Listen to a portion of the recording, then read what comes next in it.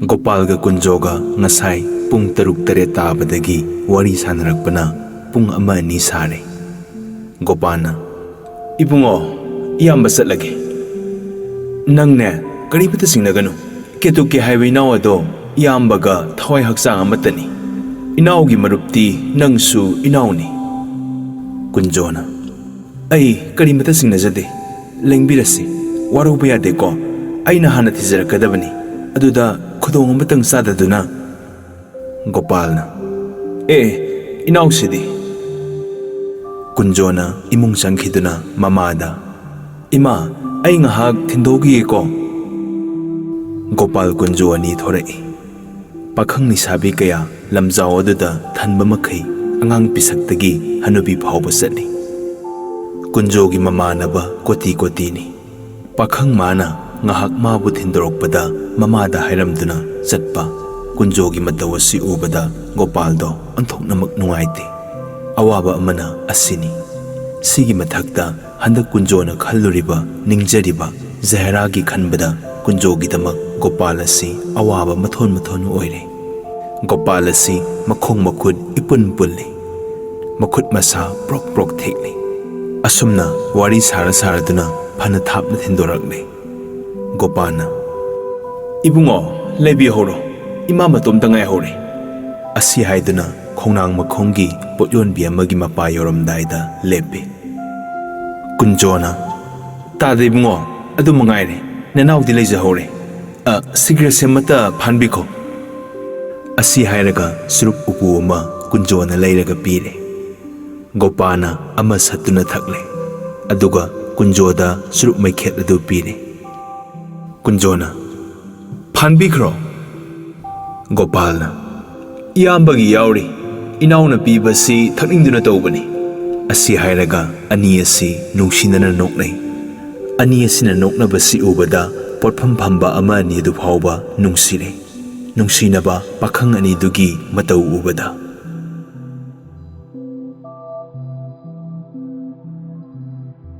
Jahera ga ibem zaga lakpa asi potpham mapa dumaktada hek yauri. Kunjo Gopal anina onthorokpada mari asi sapmanana mayoknarure. Gopalna Ibema kadaidano. Ibemzana tadabu thaba amata sasaruge asi haina khumlaga Kunjoda maibungo haina kaurei. Kunjona kadai salibano. Ibemzana thaba amata sasage.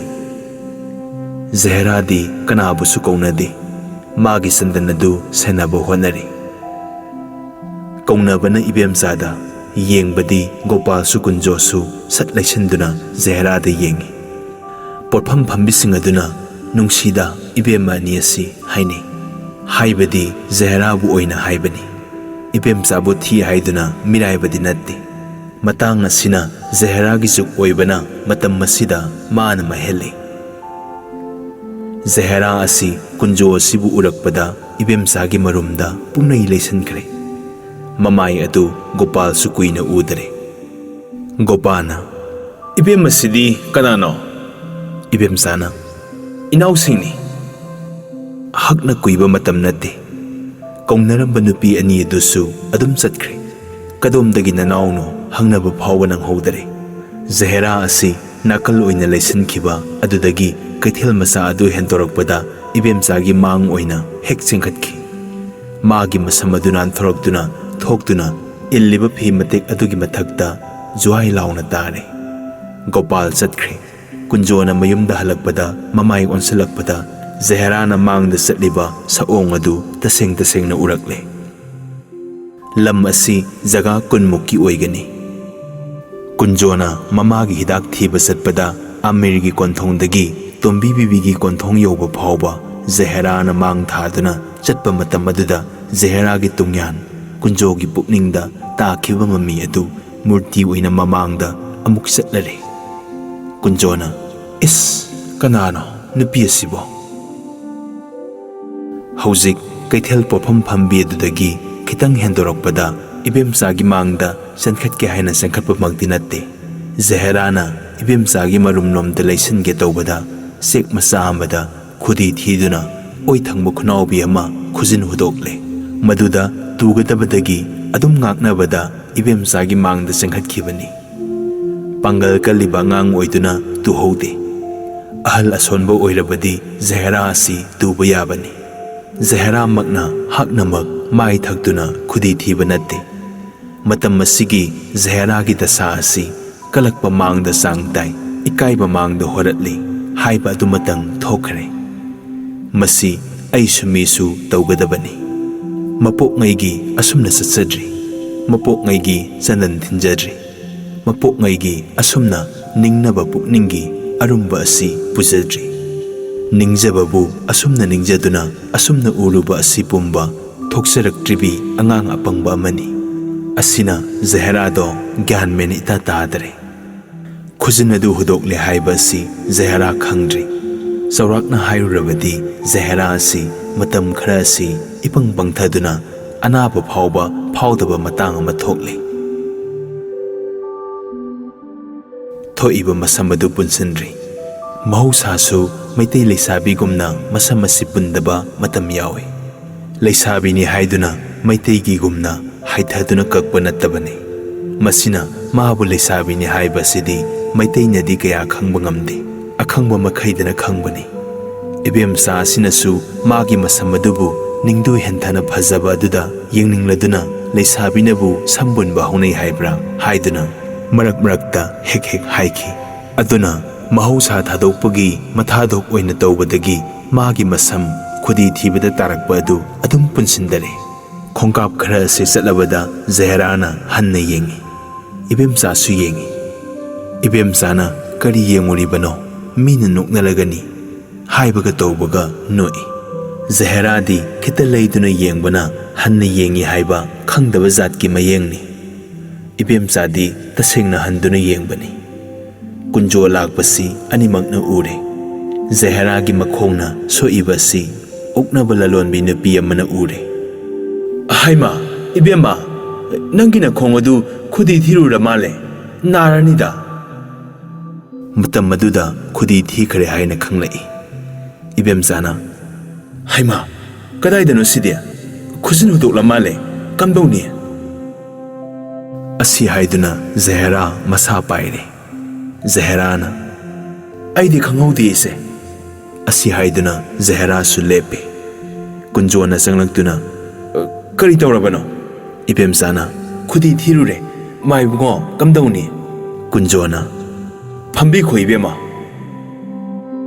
Asi haiduna nupi ani asi sorok nakanda napi mathakta phamme. Jahera di nai so haidi nade so haidi wa sunga ngang khidare. Ureng haiba usek masa bondagi pharubagum leikhare. Kunjona leipandagi awakegi masa ama thektuna mana amada makhom adu phanayamna laure. Asum tawringaida asatpa atai pakhang leisabisingna khong sokla male. Kana amana narinida. Kana amana naba khangbi pot nateda. Khara amana nupi asigi samase phajaida. Taungamdabi nupi kharana makhoigi tasawera male hidak thirise. Asumna mayam ngangna khiduna satkiba yaw. Nupi kharane nupa pakhang kharane anidi sanglaktuna karam dawni sidi haidana langare. Kunjo kege makhombadu puraktuna Ibemma masi hapsi karimata dawroi hekta phani. Asi haiduna kege mana masa amada lauduna hapi. Atopa sangai iba mauna hamana samasi iloi loiba tare. Asi haiduna Jahera gi masamadu punsinbire. Nipa amana Ibemma masidi khara yamna hapnaga fi amuna punsilabadi yamna pharkhanida. Ibemsana mani hoi khita yamna hapsaukhige. Kunjona phurit khawdagi rumal ama lauthokle. Aduga maset ama segaire. Hangoiba leitana Jahera gi makhong adu paige tawbada makhong adu singsinkhre. Ai tawsage haire yadare. Ibemsana narabadubu kaidawi haibagi dos leiteda haiduna makhong adu pak pai. Jaherana ise khong pai binuda. Ibemsana Hera anthokpa ngakta kaidawi haibagine.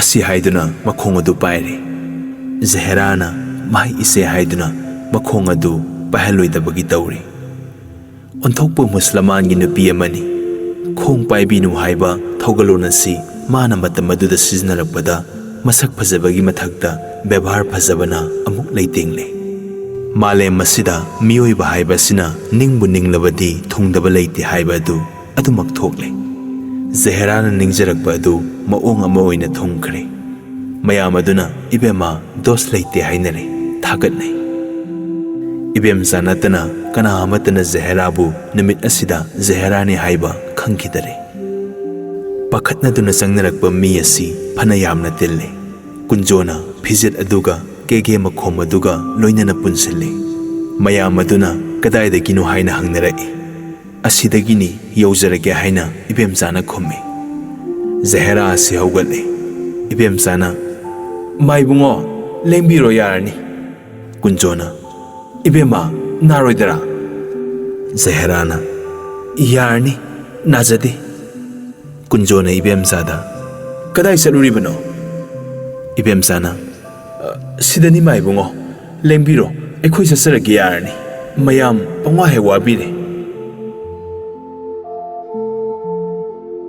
ꯑꯁꯤ ꯍꯥꯏꯗꯨꯅ ꯖꯍꯦꯔꯥꯒꯤ ꯏꯕꯦꯝꯆꯥꯒ ꯆꯠꯈ꯭ꯔꯦ꯫ ꯃꯌꯥꯝ ꯑꯗꯨꯁꯨ ꯂꯣꯏꯅꯔꯛꯄ ꯅꯠꯇꯕꯣꯏꯔꯦ ꯍꯥꯏꯅ ꯉꯥꯡꯅ ꯆꯠꯈ꯭ꯔꯦ꯫ ꯀꯨꯟꯖꯣ ꯍꯥꯏꯕ ꯅꯤꯄꯥ ꯑꯁꯤ ꯍꯥꯛꯅ ꯇꯊꯛꯄ ꯃꯤ ꯅꯠꯇꯦ꯫ ꯃꯆꯤꯟ ꯃꯈꯥ ꯄꯦꯔꯦꯛ ꯄꯦꯔꯦꯛ ꯂꯥꯎꯕ ꯑꯃꯁꯨ ꯊꯣꯛꯇꯦ꯫ ꯑꯗꯨꯅ ꯖꯍꯦꯔꯥꯒꯤ ꯃꯈꯣꯡ ꯁꯣꯛꯄ ꯄꯨꯟꯕꯗꯣ ꯋꯥ ꯂꯥꯟꯁꯨ ꯀꯌꯥ ꯉꯥꯡꯗꯦ꯫ ꯑꯁꯨꯝꯅ ꯉꯥꯡꯉꯟꯗꯕ ꯑꯁꯤꯒꯤ ꯃꯊꯛꯇ ꯀꯨꯟꯖꯣꯗꯣ ꯑꯃꯨꯛ ꯍꯦꯟꯅ ꯉꯥꯡꯈꯤꯗꯦ꯫ ꯃꯥꯒꯤ ꯃꯕꯨꯛ ꯑꯁꯤ ꯁꯨꯛꯅꯨꯡ ꯅꯨꯡꯉꯥꯏꯕ ꯂꯩꯈꯤꯗ꯭ꯔꯦ꯫ ꯍꯧꯖꯤꯛꯀꯤ ꯖꯍꯦꯔꯥꯕꯨ ꯎꯔꯒ ꯍꯥꯟꯅꯒꯤ ꯎꯈꯤꯕ ꯖꯍꯦꯔꯥꯕꯨ ꯅꯤꯡꯖꯕꯁꯤ ꯑꯀꯟꯕ ꯏꯔꯩ ꯄꯨꯕ ꯏꯆꯦꯟ ꯑꯃ ꯑꯣꯏꯔꯦ꯫ ꯏꯔꯩ ꯑꯁꯤꯗ ꯀꯨꯟꯖꯣ ꯑꯁꯤ ꯄꯨꯝꯇꯥꯎ ꯇꯥꯎꯔꯦ꯫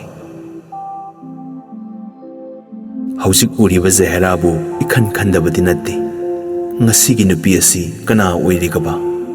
ꯃꯤꯑꯣꯏꯕ ꯁꯛ ꯋꯥꯉꯥꯡ ꯍꯥꯏꯕꯁꯤ ꯃꯥꯜꯂꯕ ꯑꯣꯟꯊꯣꯛꯅ ꯂꯩꯈ꯭ꯔꯦꯗ꯫ ꯀꯔꯤꯅꯣ ꯇꯨꯡꯌꯥꯟꯅꯗꯣ? ꯑꯅꯤ ꯑꯁꯤ ꯂꯩꯃꯤꯟꯅꯔꯛꯂꯕꯗꯤ ꯈꯪꯒꯗꯕꯅꯤ꯫ ꯐꯅ ꯆꯤꯜꯂꯤ꯫ ꯏꯁ ꯃꯥꯟꯅꯈ꯭ꯔꯦꯗ, ꯏꯁ ꯍꯥꯏ ꯀꯔꯤꯅꯣ ꯑꯁꯨꯛ ꯃꯥꯟꯅꯕꯗꯤ ꯍꯥꯏꯅ ꯈꯜꯍꯧꯏ꯫ ꯃꯈꯨꯠ ꯍꯥꯝꯗꯣꯛꯂꯒ ꯖꯍꯦꯔꯥ ꯈꯣꯏꯅ ꯆꯠꯈꯤꯕꯗꯨꯒꯤ ꯇꯨꯡ ꯏꯟꯅ ꯃꯥꯏ ꯑꯣꯟꯗꯨꯅ ꯂꯥꯛꯏ꯫ ꯖꯍꯦꯔꯥ ꯏꯕꯦꯝꯆꯥ ꯑꯅꯤꯅ ꯆꯠꯈꯤꯕ ꯑꯁꯤ ꯌꯦꯡꯗꯨꯅ ꯂꯥꯛꯄꯅ ꯃꯥꯒꯤ ꯀꯣꯟꯊꯣꯡ ꯌꯧꯔꯦ꯫ ꯑꯅꯤ ꯑꯗꯨꯕꯨ ꯎꯔꯤ ꯃꯈꯩ ꯆꯦꯞꯊ ꯌꯦꯡꯍꯧꯏ꯫ ꯎꯈꯤꯗ꯭ꯔꯕꯗ ꯀꯨꯟꯖꯣ ꯆꯠꯈ꯭ꯔꯦ꯫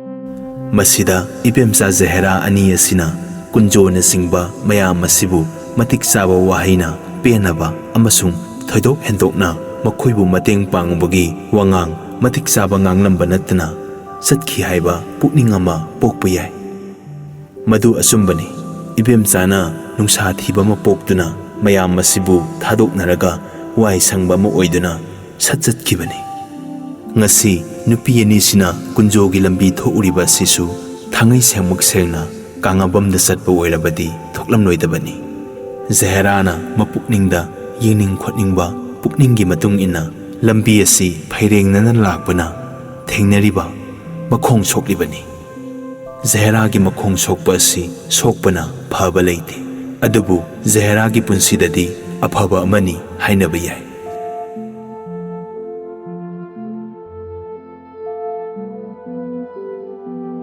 ꯑꯩꯅ ꯂꯥꯏꯔꯕ ꯃꯆꯥ ꯑꯃꯒꯤ ꯃꯤꯆꯪ ꯑꯣꯏꯔꯒ ꯏꯅꯥꯛ ꯈꯨꯟꯕ ꯃꯆꯥ ꯑꯃꯅ ꯅꯨꯡꯁꯤꯁꯅꯨ, ꯐꯖꯩ ꯍꯥꯏꯁꯅꯨ ꯍꯥꯏꯗꯨꯅ ꯏꯅꯥꯛ ꯈꯨꯟꯕ ꯃꯆꯥ ꯃꯁꯨꯅ ꯁꯦꯂꯛ ꯆꯥꯔꯛꯄ ꯎꯍꯜꯂꯔꯤꯕ ꯄꯨꯝꯅꯃꯛ ꯑꯩꯅ ꯎꯔꯨꯔꯒ ꯂꯥꯏꯔꯕꯤ ꯑꯩꯒꯤ ꯃꯤꯆꯪ ꯃꯥꯅ ꯁꯦꯠ ꯆꯥꯕ ꯑꯣꯏꯅ ꯑꯩꯉꯣꯟꯗ ꯊꯣꯛꯏ꯫ ꯃꯤꯑꯣꯏꯕꯒꯤ ꯄꯨꯛꯅꯤꯡ ꯍꯥꯏꯕꯁꯤꯗꯤ ꯁꯅꯥꯗꯒꯤ ꯃꯃꯜ ꯌꯥꯝꯃꯤ꯫ ꯃꯩꯇꯩ ꯅꯨꯄꯤ ꯑꯃ ꯑꯣꯏꯗꯨꯅ ꯖꯍꯦꯔꯥꯒ ꯏꯕꯦꯝꯆꯥꯒ ꯂꯥꯛꯄ ꯅꯨꯃꯤꯠ ꯑꯁꯤꯗ ꯎꯕ ꯖꯍꯦꯔꯥ ꯑꯗꯨꯕꯨꯁꯨ ꯀꯨꯟꯖꯣꯅ ꯅꯤꯡꯁꯤꯡꯉꯤ꯫ ꯅꯤꯡꯁꯤꯡꯉꯤꯕ ꯑꯁꯤꯅ ꯑꯍꯥꯟꯕ ꯍꯤꯗꯥꯛ ꯊꯤꯕ ꯆꯠꯄ ꯅꯨꯃꯤꯠꯇ ꯎꯕ ꯖꯍꯦꯔꯥꯕꯨ ꯅꯤꯡꯖꯕ ꯍꯦꯟꯒꯠꯅꯕ ꯄꯣꯠꯆꯪ ꯑꯃ ꯑꯣꯏꯔꯛꯏ꯫ ꯃꯩꯇꯩ ꯅꯨꯄꯤ ꯑꯣꯏꯔꯗꯨꯅ ꯆꯠꯊꯣꯛ ꯆꯠꯁꯤꯟ ꯌꯥꯅꯔꯝꯂꯕꯗꯤ ꯏꯅꯤꯡ ꯏꯈꯥ ꯇꯝꯖꯒꯗꯕꯅꯤ꯫ ꯃꯃꯥꯟꯅꯕ ꯀꯅꯥꯗꯒꯤ ꯃꯥꯅ ꯀꯔꯤꯁꯨ ꯇꯣꯟꯗꯦ꯫ ꯑꯣꯟꯊꯣꯛꯄꯅꯤ, ꯃꯨꯁꯂꯃꯥꯟ ꯑꯣꯏꯅ ꯄꯣꯛꯏꯗꯀꯣ ꯅꯪ ꯑꯁꯤꯅ ꯍꯥꯏꯕꯁꯤꯇꯕꯨ ꯈꯟꯈ꯭ꯔꯦ꯫ ꯃꯤꯀꯨꯞ ꯈꯨꯗꯤꯡꯗ ꯖꯍꯦꯔꯥꯕꯨ ꯅꯤꯡꯁꯤꯡꯉꯤ꯫ Ngasai nupi ado kana oirigaba Jahera mankreda kanagi masa masu oirigaba asida khanduna ahing nungthil ngasi kauba asi lelai ibemsaga Jahera ga kangabamda janglamle sana semlamlaga mayumda hankre Jahera di maitai marakta tinjaningbana matam pumba asi ilang langi mayumdagi ngahaktang sangbada ibemsagida mana satre ibemsana magida lai lagtare mana satli laknaba sakri tawduna ibemsabu magida lakhalle mana ibemsagida satkadabagi maram thiduna talai Jahera asi ingaw ngawre nongmagi magi laina asi hanjalai Krishna Jarma numittagi Jahera gi pukningi laina asi saplepkhre akupalangi phi ama hauzille madu tamnaba honabada ibemsaga iloi loina duna lairei nongma Gopal asi ibemsagida lai wari wakhong punamak ibemsada lirare ibemsana aigidi ma mathoi masi isini paw khoigi kaya tongjaba thabak natte tu asi Gopana ai madu khangna laibani khanglaga khanaraba thabakni adu oirabasu adu mangaire haiduna nangonda lakpani nang natana aitana thabak asi ningba thungba yadare masi aine ibungo kunjoda so hairabani aibu nangonda haibiu maduda nangna yadrabadi malaksage hairi aigidi phare phattare daya matang sengdaba yadraba potni asi haiduna wa pumnamak asi tanare matung nongma amada amuk suhana ani asi unare ibemsana thabak yethatkadabagi sikhang khangduna hotnabada Gopana phajalakpana mahele mawa amatadi tadaba yade mahaire asumdauna ibemsa Gopalga unaba simak manga tararak oirakle ngasidi ibemsana Jahera sidi mayum paloibu hairine adumakpu Gopana napsalakpana mahenkre ibemsana kanthokpada sattare ibemsana khanbada mana ngamjaroi hairaga maraina mabu hontoksarumgani adubu mana yauraga ngamlaga kunjobu Jahera gi sangadagi kanbana phai migi makhutta takhrabadi kanba ngamdabasu yai haina leple mamaida ibemsana phare adudi nupi asi ai mukta gaujarukhige magi mawa matang tabiraga budhi taunaba haibadu mangaire